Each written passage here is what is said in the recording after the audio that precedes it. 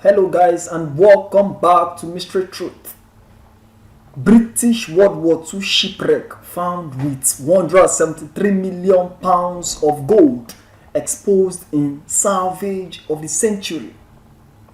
Archaeologists were stunned when divers working below the Barents Sea made the incredible discovery of a British World War II shipwreck packed with 173 million pounds worth of gold destined for the United States. It was sunk by a German U-boat in 1942 during the Second World War.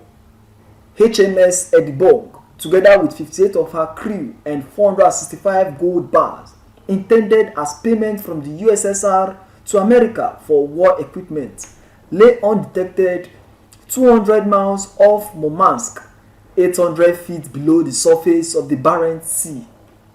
But in 1981, a salvage team successfully located the wreck and 431 of the bars with a value of 45 million pounds, currently 173 million pounds in today's market.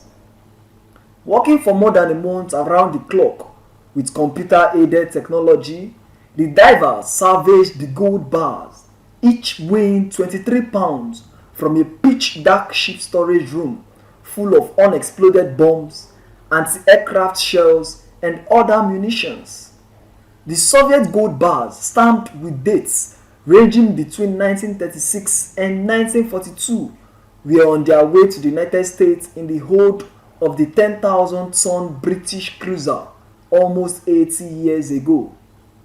But on April 30, 1942, the vessel at the head of a convoy of 13 ships was crippled by attacking Nazi U-boats and destroyers, and then was purposely scuttled by a British destroyer to keep the gold mine from the Germans.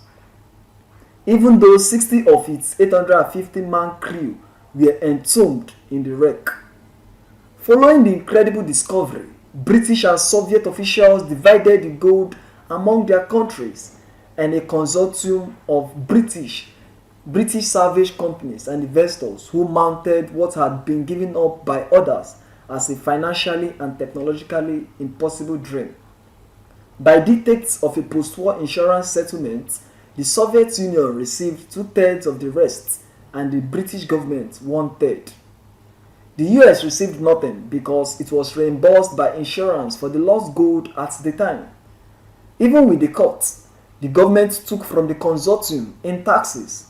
The expedition's profits provide a bounteous reward for expedition leader Kate Jessop.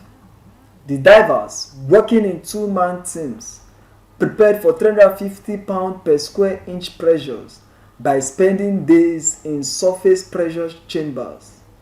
They descended in a diving bell where one remained while the other worked inside the wreck, and an umbilical cord from the ship supplied air, food, communications, and electricity.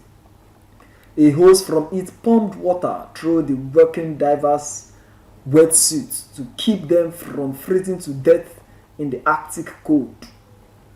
The divers had to cut an opening in the hull of the ship near where a Nazi torpedo had ripped through it, and had to move gingerly aside to avoid detonating any of the dangerous bombs that shared the hold.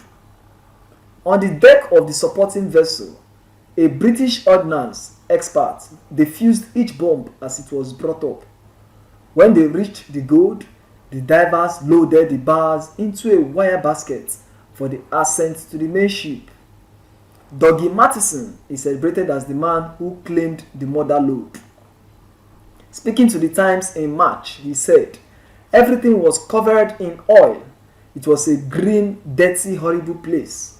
But I cracked open that box and the gold was as shiny as the day the ship went down.